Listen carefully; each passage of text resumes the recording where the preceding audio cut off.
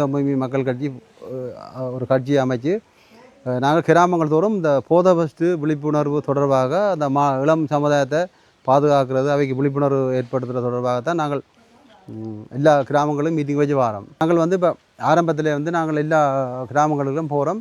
எல்லாட்ட கஷ்டங்களையும் நாங்கள் பார்த்து அறிஞ்சிட்டு வரோம். நாங்கள் இப்போ தான் இதை ஆரம்பித்து நாங்கள் இந்த மக்களை வந்து உணர்வுபூர்வமாக எங்களோட கட்சியின் நிலப்பாடு தொடர்பாக எங்களோட மக்களுக்கு நிலப்பாடு எல்லாம் விளங்கப்படுத்திட்டு வரோம். இப்போ எங்களுக்கு வந்து இப்போ தற்போதைய அரசியல் நிலப்பாடும் தற்போதைய எங்களோட மக்களுக்குரிய வாழ்வாதார பிரச்சனை மக்களுடைய கஷ்ட துன்பங்களும் எங்களுக்கு தெரியும். அப்போ நாங்கள் அதில் தான் கருத்தில் கொண்டு நாங்கள் எல்லா மக்களையும் சந்திச்சுட்டு வரோம். அப்போ நாங்கள் இப்போ தான் ஆரம்பிச்சுட்டு நாங்கள் இந்த கட்சியை ஆரம்பித்து மக்கள் மத்தியில் எல்லா இடம் வேலை சென்று வரோம். அப்போ நாங்கள் இந்த கட்சிக்கு உணர்வுபூர்வமான ரீதியாக எல்லா மக்களையும் நாங்கள் இணைச்சி கொண்டு வரோம். இந்த கட்சி எங்களோட கட்சிக்கு உணர்வுபூர்வமாக எல்லா மக்களையும் இணைச்சிட்டு வரோம். அப்போ நாங்கள் ஆரம்பத்தில் நாங்கள் இப்போ வெளிக்கிட்டு நாங்கள் மக்களுக்கு மத்தியில் வாரபடியாக இப்போ எங்களுக்கு வந்து இந்த கட்சியை வந்து நாங்கள் எல்லோரும் உணர்வுபூர்வமாக எல்லா மக்களையும் சேர்த்து எங்களோட கருத்துக்களை நாங்கள் எல்லோரும் சொல்லிக்கொண்டு வரோம். அதை கருத்துக்களை ஏற்றுக்கொண்டு இப்போ நாங்கள் ஒரு பலமாக வந்து நாங்கள் இந்த ஒரு மக்களுக்குள்ள ஒரு பலமான சக்தியாக நாங்கள் வந்த பிறகு தான் நாங்கள் அடுத்த கட்டமாக தான் நாங்கள் மக்களுக்குள்ள இறங்கி மக்களுடைய வேலைவாய்ப்பு மக்களுக்குரிய பொருளாதாரம் மக்களுக்குரிய நெருக்கடிகளை பற்றி நாங்கள் ஆராயிரம் இருக்கிறோம். அப்போ அந்த அடிப்படையில் நாங்கள் எல்லா கிராமங்களையும் இந்த கூட்டங்களை வச்சுட்டு வரோம். அந்த அடிப்படையில் நாங்கள் போய் இங்கே வந்து நாங்கள் இப்போ இந்த கிராமத்திலும் வந்து உங்களுக்கு பல்வேறுபட்ட பிரச்சனைகள் இருக்கும் எங்களுக்கு தெரியும். இருந்தாலும் நாங்கள் வந்து எங்களோட கட்சி ரீதியான எங்களோட விழிப்புணர்வை தான் நாங்கள் உங்களோட இப்போ கதைச்சிட்டு இருக்கிறோம். இன்றைய காலகட்டத்தில் எங்களோட இளைஞர்கள் வந்து போதை வசதிக்குள்ளே விழுந்து இன்றைக்கு குடும்பங்களுக்குள்ள இவ்வளோ பிரச்சனை, இளைஞர்கள் வேலை வாய்ப்பு இல்லாமல் வேலைக்கு போகாமல் போதைகளை பயன்படுத்தி இன்றைக்கு வாழ்வட்டு அந்த கொத்து இந்த கொத்தெல்லாம் ஊருக்கு நடக்கிறதுக்கு இந்த போதை வச்சு தான் காரணம். அப்போ இதை வந்து இப்போ கிராம ரீதியாக நாங்கள் அந்த கிராமங்களுக்கு நாங்கள் விளங்கப்படுத்தி வாரம் என்னென்றால் அந்த பொம்பளை பிள்ளைகள் என்றாலும் இப்போ இந்த போதைகளுக்கு அடிமையாகிறத நாங்கள் கேள்விப்படுறோம். போதை தெரியாமல் இப்போ பொம்பளை பிள்ளைகளுக்கெல்லாம் தெரியாமல் சோடாக்கில் அதுக்கு இளநீக்கெல்லாம் கொடுத்து போதையில் கொடுக்கணும். போதையில் கொடுத்தா அவையில் நினைக்கிறோம் என்னென்னா ஒரு கல்யாணம் வீட்டுக்கோ இல்லாட்டி ஒரு ஒரு பிறந்தநாள் வீட்டுக்கோ போனால் அவே சோடாவுக்குள்ள போதை பொருளை போட்டு கொடுத்து அந்த பொம்பளை பிள்ளைகள் கூட குடிச்சிட்டு அடுத்த நாள் போய் அந்த பிறந்த நாள் வீட்டுக்கு அடுத்த நாள் போய் அந்த பொம்பளை பிள்ளைகள் கேட்டுருக்கணும். என்னண்டு நேற்று தந்த சோடா இல்லையான்னு கேட்டுக்கணும். உண்மை கதைகள் இது. அப்போ நேற்று தந்த சோடான்னு விசாரிச்சுட்டு போனால் நேற்று கொடுத்த சோடாண்டா அவை வந்து இந்த கஞ்சாக்காரர்கள் அதுதான் அந்த பிள்ளைகளுக்கு இந்த பவுடரை போட்டு கொடுத்துருக்கணும். அப்போ அந்த பிள்ளைகள் பிறகு அடுத்த நாள் போய் அந்த வீட்டுக்கார அவன் ஃப்ரெண்ட்ஸ் பிள்ளைகிட்ட கேட்டுக்கு நேற்று எங்களுக்கு சோடா தந்தபடி அது எங்கே இல்லையா உங்களுக்கு வீட்டு கேட்டுக்கள். அப்போ தான் நேற்று யார் சோடா தான் விசாரித்தால் இல்லை சோடா கொடுத்தாலும் வேறு யாக்கள். அப்போ அதோட அந்த போதைகளுக்கு மாட்டுப்படுறது மற்றது இந்த ஊர் மனைகளுக்கு போய் அந்த நீங்கள் கேள்விப்பட்டு யாழ்ப்பாணத்தில் அந்த செவிலனி வெளிநாட்டில் இந்த பிள்ளை வந்து செவிலனி கேட்க வட்டி போட்டு செவிலனிக்குள்ள போதையை போட்டு கொடுத்து அந்த பிள்ளைக்கு சுயநிறைவு இல்லாமல் அந்த பிள்ளையை ஏற்றி கொண்டு போய் எல்லாம் என்ன காசு நகையெல்லாம் பறித்து எல்லாத்தையும் கொண்டு போயிட்டு கடைசியாக அந்த பிள்ளைய கூடாமறி படம் எடுத்து வெளிநாட்டுக்கு போட்டு அதுக்கான பிரச்சனை நடந்தது. அப்போ இது வந்து இப்போ கிராமங்கள் தோட்டில் உங்களுக்கு கிராமத்துக்குள்ள உங்களுக்கு இது இங்கே இந்த கிராமத்துக்கு வந்து உங்களுக்கு அது இப்போ போதை வசதி இங்கே குறைவாக இருந்தாலும் ஆனால் அது இங்கேயும் பெறும். அப்போ நாங்கள் முக்கியமாக நாங்களாம் எங்களை மக்களை பாதுகாக்கிறக்காண்டி இன்றைக்கு எங்களோட சமுதாயம் வந்து போதைப் பொருளுக்கு போச்சுட்டால் இன்றைக்கு சமுதாயம் பாருங்க ஒரு போதைப் பொருளுக்கு ஒரு குடும்பத்துக்கு ஒருத்தன் போனான்டா அந்த குடும்பத்தை வந்து பிடிக்கும் பார்க்க மாட்டான்னா என்னோட நாட்டை பார்க்க மாட்டான் தானே. 4 பேர் கொண்ட ஒரு குடும்பத்தில் ஒரு பொடியன் போதைக்கு அடிமை ஆகிட்டான்டா அவன் தன்னை வீட்டை பார்க்கான்னு இப்படி ரோட்டில் திரிவான் தண்டவாள திரிவான். அதுதான் இந்த தீய சக்திகள நோக்கம். என்னென்றால் அந்த இளம் வாலிபர்களில் மனதில் சரியான இறுக்கமான எண்ணம் இருக்கக்கூடாதுன்றபடியே தான் அவன் அந்த போதையை விடுறான். அவள் இப்போ வந்து என்னென்னா யுத்தம் முடிஞ்சானே அவள் யுத்தம் முடிஞ்சால் அவன் என்ன செய்கிறான்டா யுத்தம் முடிஞ்சது போதைப் பொருளை அவன் யுத்தத்துக்கு பதிலாக பாவிக்கிறான். அது யாருக்கும் தெரியாது. அப்போ அதில் வந்து பாருங்க நாங்கள் இப்போ இங்கே வந்துருக்கிறோம். இப்போ நாங்கள் இப்போ கிளிநொச்சிக்கு போய்க்கல நான் இந்த பன்னங்கடி பாலம் அந்த அந்த அந்த ரோட்டால் போய்க்கலாம். இப்போ இந்த போதையில் அடித்து போட்டு அங்கே பொடியில் இருப்பினோம். அவைகளுக்கெல்லாம் வீட்டில் தாதப்பன்மா இருக்குது எல்லாருக்கும் வீட்டில் அது அவங்க பசியோட இருக்குது வீட்டில் அவர் இந்த போதையை அடித்து போட்டு அவருக்கு என்னென்னு தெரியா இருக்கிறார். அப்போ அப்படியான சம்பவங்கள் இந்த ஊருக்கெல்லாம் நடக்குது. அப்போ நாங்கள் அந்த அது தொடர்பாக தான் நான் அநேகமாக விழிப்புணர்வு எல்லா இடம் ஏற்படுத்திட்டு வரோம்.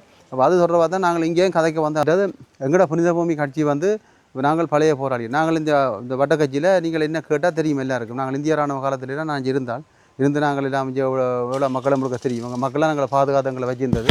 அப்போ நாங்கள் மக்களுக்கு நாங்கள் இதையும் சொல்கிறோம்டா நீங்கள் இப்போ நாங்கள் எங்களை பற்றி சொல்கிறோம்டா நீங்கள் எங்களை யாரும் செய்யாடி கதை கேட்கலாம் தானே. அதுக்கு தான் சொல்கிறோம் நாங்கள் வந்து இங்கே உங்களோட நின்றாக்கள் தான்.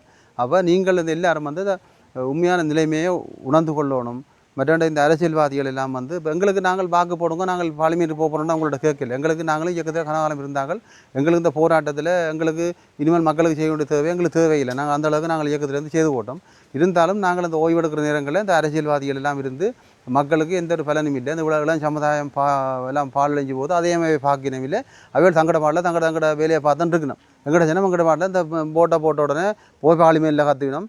அங்கே கற்றுனோடனே அவங்க பின்னால் கூப்பிட்டு எதுவும் பக்கத்துக்கு வச்சோடனே நான் கதைக்கையில் போகிறோன்னு வருவினோம். இதான் நடக்குது, உண்மையாக நடக்குது. அப்போ இதுவெல்லாம் இல்லாமல் தான் எங்கள்ட மக்களை தான் பாதிக்குது. இப்போ நாங்கள் இன்றைக்கு எங்களுக்கு ஒரு அரிசி சாமான் ஒரு 10 கிலோ அரிசி 10 கிலோமா எங்களுக்கு பிரச்சனை இல்லை, 1 கிலோ சீனி பிரச்சனை இல்லை. நாங்களே சாப்பிடாம இருக்கல, எஞ்சி எல்லாரும் சாப்பிட்டு தான் இருக்கிறோம். அப்போ எங்களுக்கு எங்கள்ட மான மரியாதை எங்களுக்கு இளம் சமுதாயம் பாதிக்கப்படணும். எங்கள்ட வரலாறு இப்போ இதில் நீங்கள் இருக்கிறாங்களோ எவ்வளோ ஒரு மாவீர குடும்பம் இருப்பீர்கள், எவ்வளோ பேர் போராளியாக இருந்திருப்பீர்கள். அப்போ உங்களுக்கெல்லாம் உணர்வு இருக்குது தானே. அப்போ நாங்கள் வந்து இப்போ எங்களோட உணர்வுகளை வந்து நாங்கள் சும்மா இல்லை, நாங்கள் அதை கழிக்கலாது. நாங்கள் அந்த உணர்வுகளை நாங்கள் பயன்படுத்தினா தான் நாங்கள் அதுக்குரிய எங்களோட எதிர்பார்ப்புகளை நாங்கள் அதை நடைமுறைப்படுத்தலாம். அப்போ அந்த எல்லாரும் கருத்தில் கொள்ளுங்க. நான் இப்போ என்னென்னா நீங்கள் ஒரு தரம் இப்போ நான் கதைக்கிற கதையை நீங்கள் உதாசனம் செய்யக்கூடாது, மனதில் பதிங்க. என்னென்னா நிச்சயமாக தேவை எல்லாருக்கும். இப்போ தூக்கி வச்சுக்கிற பிள்ளை கூட தேவை, வளர்ந்து வரைக்கும் தேவை. ஏனெண்டா இப்போ நாங்கள் உங்களுக்கு முன்னு கதைக்கிறோம், அதுக்காண்டி நாங்கள் மற்ற ஆக்களை நான் குறை சொல்ல வரையில்லை. எங்களே சின்ன வயதில் தாயப்போ இந்த போதைப் பொருள்லாம் கதைக்க எங்களோட அம்மா எங்களோட அப்பர் சொல்லுவார், போதைப் பொருள்ன்ட்டு சொல்லிடா அது ஒருக்கா வாயில் வச்சா அப்புறம் இருக்கக்கூடாது, நெடுக்க பாவைக்கூடியாக வரும். அப்போ நாங்கள் அப்பாட்ட கேட்டது படிக்கிற காலத்தில். அப்போ அது என்னப்பா செய்யுமாட்டா, அப்படி அது வாயில் வச்சுட்டா உனக்கு ஒன்று செய்ய, உன் அம்மாவே தெரியாது, உன் அக்காவே தெரியாது, தங்கச்சியும் தெரியாது, நீ வாயில் வச்சுட்டா ஒன்றும் தெரியாண்டா. அப்போ உங்களுக்கு அது ஏக்கம், அம்மாவே தெரியாது தங்கச்சியும் தெரியாண்டா, ஏன் அதை பாவிக்கணும், தேவையில்லை தானே. அப்படி பயந்து நான் இருந்தபடி போய் நாங்கள் இந்த கெட்ட பழக்கமெல்லாம் இருக்கிறோம். அதுபோல் நீங்கள் அந்த சின்ன பிள்ளைகளுக்கு சொன்னால் கேட்பினோம், சின்ன பிள்ளைகள் சொன்னால் கேட்பினோம். மற்றது இப்போ நீங்கள் நல்ல நீங்களாம் நல்ல நீங்கள் இந்த இருக்கிற பொம்பளை பிள்ளைகளை வேலை நல்ல நீங்கள் இல்லாண்டு இல்லை. சில தீய சக்திகள் அப்படியான மருந்து தான் இப்போ வருது. இப்போ நீங்கள் தண்ணியை குடிக்க கூட தண்ணிகளை கொஞ்சத்தை போட்டு தந்தால் நீங்களும் கூட பிள்ளைக்கு அடித்து கட்டி போட்டு அடிச்சு எந்த ஒரு பலனும் இல்லை. அந்த பிள்ளையால் பிள்ளையே இல்லை. அது என்ன செய்யுமாண்டா, அதான் அந்த பிள்ளைன்ற மூளையில் போய் அந்த பிள்ளையை மாற்றி போடும். மாற்றினா அது அதுக்கு நல்ல எண்ணமெல்லாம் பெறாது, கெட்ட எண்ணம் தான் பெறும். அதான் அந்த போதைப் பொருள் செய்கிற. இப்போ நான் என்ன சொல்கிறேன்டா, இப்போ அந்த போதைப் பொருள் இந்த புகையில் வருது, அந்த ஆவியில் எழுக்கிறாங்க, அப்படிலாம் வருது. இனி என்ன சொல்லுங்க அப்போ, இனி நாங்கள் இந்த சாப்பிட்ற சாப்பாடுக்கெல்லாம் நிறையா தூவி விடுவாங்க, அப்படிலாம் பெறும். அதை நான் என்ன சொல்கிறேன்டா, நீங்கள் எல்லோரும் விழிப்புணர்வு அடையணும். மற்றது நீங்கள் இப்போ உங்களுக்கு இன்றைக்கு நீங்கள் உண்மையிலே உங்களோட வீட்டை இன்றைக்கு ஒரு கிலோ அரிசி பண்ணியிருந்து சமைக்கிறேன்றாலும் நீங்களே அரசியல் தெரிஞ்சுருக்கணும், இந்த நாட்டில் தெரிஞ்சுருக்கணும். மூல காரணம் அரசியல் பிரச்சனை, எங்களுக்கு கஷ்டம் துன்பங்கள் வரலாம். இன்றைக்கு இந்த அரசியல்வாதிகளாக இருக்கணும், இந்த பிரதேசங்களில் எவ்வளோ காணியெல்லாம் சும்மா இருக்குது, எவ்வளோ பண்ணை செய்யக்கூடிய இடம் இருக்குது, எவ்வளோ இளைஞர்கள் இருக்கிறாங்க. இவைகள் வந்து உங்கள்கிட்ட கேட்டு நாவே குற்றமாக சொல்லலை, உங்கள்கிட்ட கேட்டு இங்கே வாங்கம்மா, இங்கே தங்கச்சி வாங்க, இந்த அண்ணன் வாங்க, இந்த காணியல் இருக்குது, நீங்கள் என்ன செய்ய போகிறீங்க, உங்களால் என்ன செய்யலும், நாங்கள் இப்படி செய்தால் நீங்கள் தொழிலை செய்வீங்களான்னு கேட்டு ஆலோசிச்சு செய்யணும். இப்போ மக்களுக்காண்டி தானே வெளிக்கிட்டவை. இப்போ இவையெல்லாம் தங்கட முதுகில் சுமந்து கொடுக்க தேவையில்லை. இப்போ வரங்க இவ்வளோ காணி இருக்குது, அவ்வளோ விவசாயி பொடியில் இருப்பாங்க. அப்போ இவங்களுக்கு அந்த மூல காரணம் இல்லாமல் இருக்கும், அதில் ஏற்படுத்தி கொடுத்தா அவங்க செய்யக்கூடிய மாதிரி இருக்கும். இல்லை பெண்களுக்கான ஒரு சிறு கை தொழிலை போட்டு கொடுக்குறது, அப்படி ஒரு வேலை தொழிலை செய்து கொடுக்குறது. அதுபோல் நான் உங்களுக்கு சொல்கிறேன், எப்போவும் நீங்கள் எல்லோரும் கஷ்டம்தான், இது கஷ்டம். நானும் கஷ்டத்தில் இருந்து வந்தேன். நாங்களும் சின்ன வயதிலே கஷ்டத்தில் இருந்து வந்தோம். அப்படி தான் நாங்கள் கஷ்டப்பட்டு வந்தோம். எல்லோரும் கஷ்டம் இருந்தாலும் நான் உங்களுக்கு கொண்டு சொல்கிறேன், எங்களுக்கு கஷ்டம் இருக்குது இருந்தாலும் உங்களுக்கு ஒரு உதாரணத்துக்கு சொல்கிறேன். ஒரு மரத்தில் ஒரு மரக்கிளையில் ஒரு பறவை இருக்குண்டா, அந்த பறவை வந்து அந்த மரக்கிளையை நம்பி இருக்காது, தன்னை சிறகு நம்பி தான் இருக்குது. ஒருவரும் வாழ்க்கையில் அப்படி தான் இருக்கணும். நாங்கள் கிளை எப்போ உடையும், அதுபோல் எங்களோட பொருளாதார ரீதியான நம்பிக்கையை எங்களோட மனதில் நாங்கள் ஏற்படுத்தணும். இப்போ என்ன சொல்லுங்க அப்போ அதுபோல் இப்போ நான் உங்களுக்கு சொன்னால் எங்கேயும் நேர்மை இருக்கணும். இப்போ நாங்கள் ஒரு கட்சின்னு சொல்லியிருக்க நாங்கள் நேர்மையாக இருக்கணும். நாளைக்கு நாங்கள் போன அப்புறம் நீங்கள் பேசக்கூடாது, எங்களை அப்படி வரைச்சினோ இப்படி வரைச்சினோன்னு சொல்லக்கூடாது. நேர்மையாக கதைச்சி ஒரு ஆள் இருந்தாலும் நேர்மையாக வந்து தான் நாங்களும் கருத்து. இதை நான் உங்களை திரும்ப சொல்கிறேன், என்னென்னா நீங்கள் வடிவான முறையில் உங்களோட எண்ணக்கருவில் அப்போ உங்களோட நலனுக்காக, உங்களோட புள்ளியல நலனுக்காக தான் நாங்கள் இதை கதைக்கிறோம். பட் இந்த புனித உரிமை கட்சி வந்து நாங்கள் வந்து மக்கள் மத்தியில் நாங்கள் டவுன் மக்களுடைய தீர்வு தேவை. எங்களுக்கு முக்கியமாக எங்களோட மக்களுக்கு தீர்வு தேவை. எங்களோட மக்களுடைய எவ்வளோ இழந்தவை, அப்போ எவ்வளோ இழந்தவை எங்களோட மக்கள் இன்றைக்கு எல்லாம் அமைதியாக இருக்கணும். எங்களோட பிள்ளைகளுக்கும் உங்களுக்கும் வரலாறு தேவை. நாங்கள் வந்து அடிமைப்படக்கூடாது. அண்டையை கூட பார்த்தீங்கன்னா அந்த பாட்டு படிச்சுட்டு படிக்கணும் பிடிச்சி கொண்டு போயிட்டோம். உதாரணத்துக்கு அந்த படிக்கணும் பிடிச்சிட்டு போன மாதிரி இல்லை, நாளை இங்கே வந்து ஒரு பிடிப்பினோம். இது ஏன்னு சொல்கிறோன்னா, நாங்கள் அரசாங்கத்தை நான் குற்றமாக சொல்லலை, என்னத்துக்கண்டா எங்களுடைய ஆக்களும் துணை போய்க்கிட்டு அவைகளுக்கு. அப்போ இன்றைக்கு எங்களோட மக்கள் எவ்வளோ நம்பி, எவ்வளோ அரசியல்வாதிகளை நம்பி இருக்கணும். என்ன செய்யணும், எதுவுமே செய்யலை. இப்போ நாங்கள் ஜெயிலுக்கெல்லாம் இருந்து நாங்கள் வந்து பயங்கர தடைச்சட்டத்துக்கு இருந்து எல்லாம் அஞ்சு இருந்து தான் கடைசியில் வந்து நாங்கள் வந்து இல்லை நான் படியாக சாப்பிட்டுக்கொண்டு போய் போட்டே இருக்கலாம். அப்போ நாங்கள் இந்த மக்களுக்கான வெளிக்கிட்ட தேவை எனக்கு இல்லை, தேவையை நாங்கள் சொல்கிறோம்டா. அப்போ நீங்கள் இந்த இதுகளை வந்து நீங்கள் கூட மனதில் பதியணும். என்னென்றால் இந்த கருத்துக்களை வந்து சரியான முறையில் கேட்டு நீங்கள் ஒரு பெருமதியான கருத்தாக ஏற்றுக்கொள்ளுங்க. உங்களுக்கு இந்த சந்தர்ப்பம் கிடைச்சதே உங்களுக்கு ஒரு நல்ல ஒரு பிரச்சனை. 4 பேர் கதையுங்க, இதை கதையுங்க, எங்களோட தமிழ் மக்களின் எதிர்காலத்தை பற்றி கதைங்க. இப்போ நான் உங்களுக்கு கொண்டு சொல்கிறேன். இப்போ சீனாவில் கொரோனா வந்தது. ஏன் நான் கிராமப்புறம் தானே, சீனாவில் கொரோனா வந்தது. அப்போ நாங்கள் கிளிநொச்சியில் என்ன செய்தோம், நாங்கள் எல்லாம் திரிஞ்சோம், ஓடணும், பாடணும், எல்லாம் செய்தோம், சோடா குடித்தோம், எல்லாம் சாப்பிட்டோம், ஒரு பிரச்சனை. நாங்களே சின்னதும் அது சீனாவில் நடக்கிறதுக்கு எங்களுக்கு என்ன சம்மந்தம் உண்டு? அது கடைசி என்ன நடந்தது? அப்படியே இந்தியாவுக்கு வந்து இப்போ இந்த கொழும்புக்கு வந்து இப்போ இந்த இங்கே வந்து நாங்கள் வீட்டுக்கு அதை பிடிப்பட்டு இருந்தோமா இல்லையா? அது போல தான் இந்த போதை பஸ் ஸ்டாண்டு சொல்லி இங்கேயும் வரும். இதை இப்போவே உங்களோட பிள்ளைகளுக்கு சொல்லி நீங்கள் பழகி நல்ல பிள்ளைகளாக ஆக்குங்க. ஆனால் அந்த போதைகளுக்குள்ள இந்த பிள்ளைகள் அது வந்து தீய நஞ்சன்றதை விளங்கப்படுத்துங்க பிள்ளைகளுக்கு. இல்லாட்டி நீங்கள் அதை அப்படியே விடுவியலாக இருந்தால் அது கடைசியில் உங்களோட பிள்ளைகளும் கட்டு, நீங்களும் கட்டு. அதை நான் நேற்று கூட காய்ச்சினான். எங்களோட எங்களோட எங்களோட சமுதாயம் பலத்த எறிகண தாக்குதலில் விமான தாக்குதல்லையும் எங்களோட சமுதாயம் பக்கத்தை விமானம் கொண்டு போட்டு போகும். இஞ்சால தூக்கி பார்த்தா அந்த அம்மா சமைச்சுட்டு இருப்பா, கிச்சனு கால புகை வரும். உண்மை கதை. இஞ்சால கொண்டு போட்டு குண்டு புகை போகும். இஞ்சால பார்த்தா அம்மா சமைப்பா, அம்மா அந்த கிச்சனு கால புகை வரும். அப்படி தான் நடந்தது இங்கே எங்கள் சனம்.